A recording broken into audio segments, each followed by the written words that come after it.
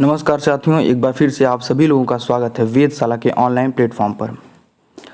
दोस्तों, आरपीएफ में कांस्टेबल और एसआई के पद पर जो है रिक्तियां आने वाली हैं, ऐसा नोटिफिकेशन जो है जारी हो रहा है।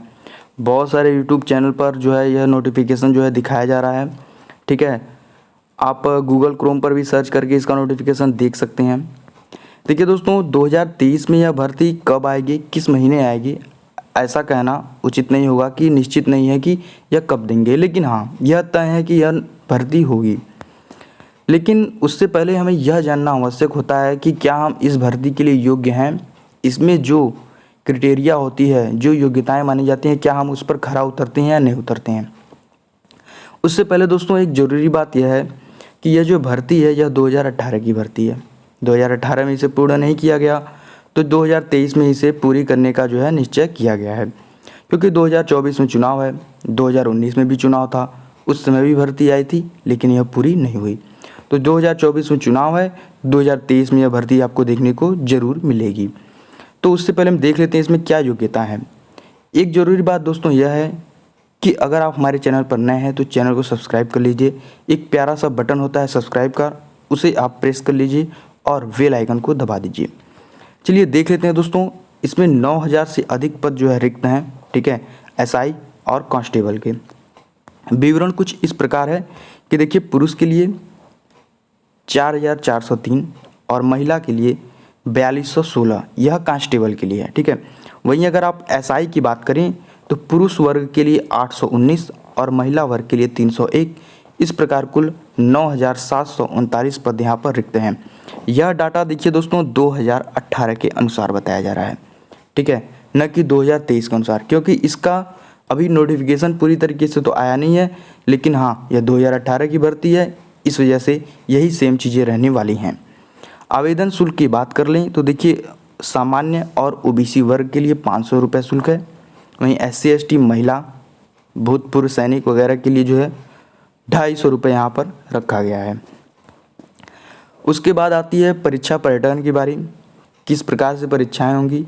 तो यहाँ पे जो आरपीएफ है, रेलवे भर्ती बोर्ड जो है, वह 4 चरणों में यहाँ पर परीक्षा आयोजन कराएगा। कैसे?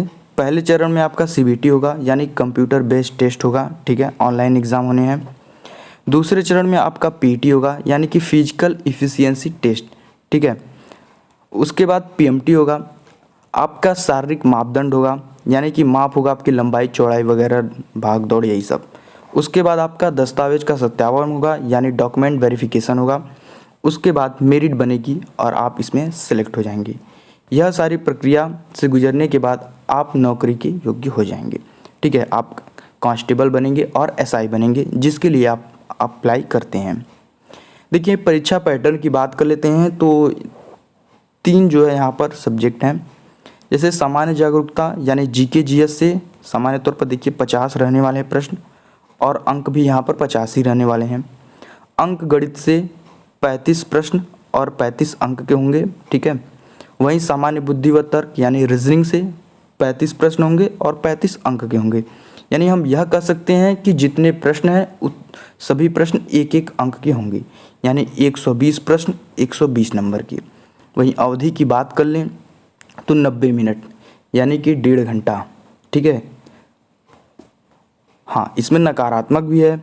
नकारात्मक अंकन है कितना, 1/3, यानी कि अगर आप 3 प्रश्नों के उत्तर गलत करेंगे तो आपका एक सही प्रश्न का उत्तर जो है गलत हो जाएगा, कट जाएगा, वहाँ पर निगेटिव हो जाएगा। ठीक है, तो आप सोच समझ के इसका आंसर करेंगे और तैयारी में अभी से लग जाएंगे। चूँकि नोटिफिकेशन तो अभी आया नहीं, लेकिन नोटिफिकेशन आएगा तो बिल्कुल यही आएगा। देखिए, कांस्टेबल पद के लिए देखिए इसमें क्या कहा गया है, PET, यानी कि शारीरिक दक्षता परीक्षण। वह क्या है, पुरुष वर्ग के लिए देखिए 1600 मीटर दौड़ लगानी है, वह भी 5 मिनट 45 सेकंड में। तो 1600 मीटर दौड़ना है पुरुष को 5 मिनट 45 सेकंड में। वहीं लंबी छलांग लगानी है 14 फीट की। ठीक है, और ऊंची कूद कूदनी है 4 फीट, पुरुष वर्ग के लिए, और यह कांस्टेबल के लिए है। ठीक है, कांस्टेबल के लिए। महिला के लिए, कांस्टेबल के लिए 800 मीटर दौड़ना है 3 मिनट 40 सेकंड में, यानी 3 मिनट 40 सेकंड में महिला को 800 मीटर दौड़ जाना है। 9 फीट लंबी छलांग लगानी है। ठीक है, वही 3 फुट ऊंची कूद कूदनी है, यानी उछाल करनी है 3 फुट का। अब एसआई की बात कर लें कि सब इंस्पेक्टर पद के लिए क्या होगा। यहाँ पर देखिए 1600 मीटर दौड़ना है किसे, पुरुष के लिए, और 800 मीटर दौड़ना है महिला के लिए, वो भी 4 मिनट में। तो 1600 मीटर दौड़ना है पुरुष के लिए 6 मिनट 30 सेकंड में, यानी और महिला को 800 मीटर दौड़ना है मात्र 4 मिनट में। ठीक है, यहाँ पर लिखा हुआ है, आप देख लीजिए।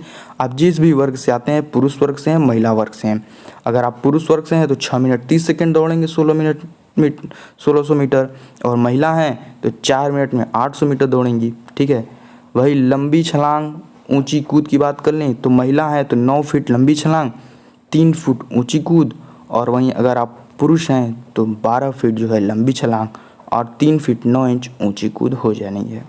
ठीक है, ये सारी चीज़ें आपके अंदर होनी चाहिए, यह सारी जो भी कौशल है आपके अंदर होना चाहिए। अगर नहीं है तो अभी से प्रैक्टिस में लग जाइए, धीरे धीरे यह हो जाएगा।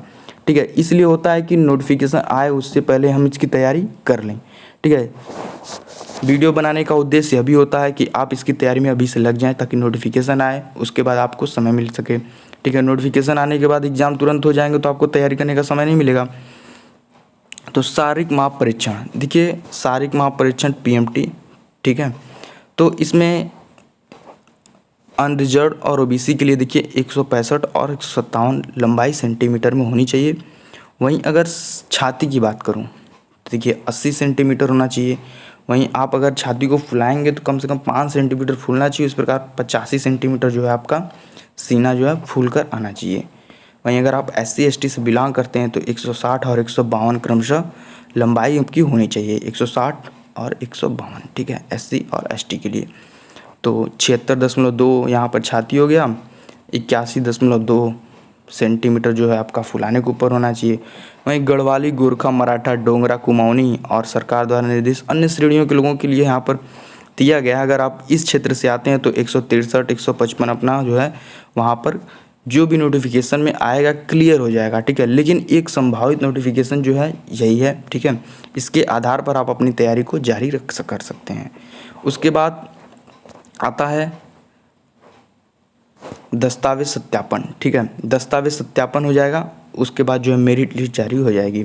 लेकिन उसके लिए देखिए यहाँ पर कुछ आयु सीमा वर्ग है, क्योंकि हमें आयु देखना बहुत ज़रूरी होता है। 2018 की वैकेंसी तो बहुत सारे लोग जो है आयु बहुत सारे लोगों की निकल गई होगी, हो सकता है उन्हें एज रिलैक्सेशन का लाभ भी मिल सकता है, तो वहाँ पर अप्लाई कर सकते हैं। ठीक है, देखिए न्यूनतम कांस्टेबल के लिए न्यूनतम आयु जो है 18 वर्ष और अधिकतम आयु 25 वर्ष होनी चाहिए। वहीं SI के लिए 20 वर्ष और 25 वर्ष यहाँ पर दिया गया है। ठीक है, यह देख लीजिएगा, सुनिश्चित कर लीजिएगा कि आपकी आयु 18 से 25 वर्ष होनी चाहिए कांस्टेबल के लिए, और SI के लिए 20 से 25 वर्ष होनी चाहिए। ठीक है, आप 25 वर्ष से ज़्यादा नहीं होने चाहिए।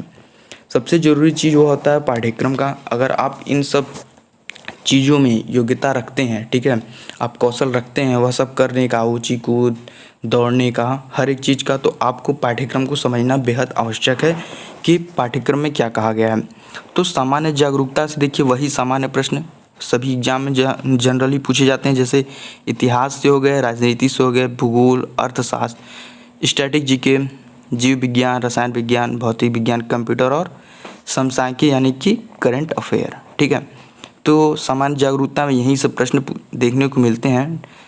लाइफ साइंस के क्वेश्चन भी आपको देखने को मिल जाते हैं। वहीं अंकगणित की बात कर लें तो अंकगणित में संख्या प्रणाली, नंबर सिस्टम, परसेंटेज हो गया, अनुपात हो गया, समानुपात हो गया। ठीक है, अनुपात नहीं, अनुपात व समानुपात, औसत हो गया, साधारण ब्याज, चक्रवृद्धि ब्याज, तो SI और CI, लाभ हानि, क्षेत्र मिति और समय और दूरी से प्रश्न आपको देखने को मिलेंगे।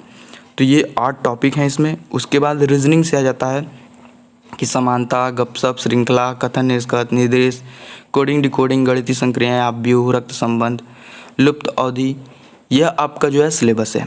तो इतना आप कवर कर लीजिए। अगर आपके अंदर ये सारी योग्यताएं हैं तो आप RPF में कांस्टेबल और SI बनने के योग्य होते हैं।